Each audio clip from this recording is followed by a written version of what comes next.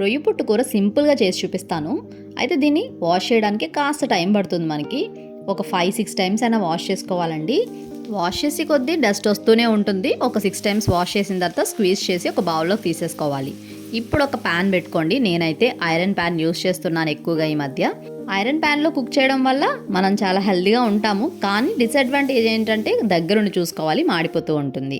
3 table spoons ఆయిల్లో పచ్చిమిర్చి, onion paste వేసుకుని ఫ్రై చేసుకోవాలి. అల్లం వెల్లుల్లి పేస్ట్ సెపరేట్గా ఏం చేయలేదండి. ఆనియన్తో పాటు అల్లం వెల్లుల్లి, ధనియాలు, జీలకర్ర కలిపి పేస్ట్ చేసేసాను అనమాట. ఒకేసారి ఫ్రై అయిపోతాయి. అల్లం పేస్ట్ పచ్చివాసన పోయిన తర్వాత రొయ్యపట్టును వేసేసుకొని పసుపు, ఉప్పు వేసుకొని కాస్త వాటర్ వేసుకున్నాం అనుకోండి, రొయ్యపట్టు బాగా కుక్ అవుతుంది. రొయ్యపట్టు కుక్ అయిన తర్వాత కాస్త కారం కూడా వేసుకొని వాటర్ వేసుకొని బాగా దగ్గరకు వచ్చేదాకా కుక్ చేసుకోవాలి. సేమ్ సొరకూర టేస్ట్ అయితే ఉంటుంది.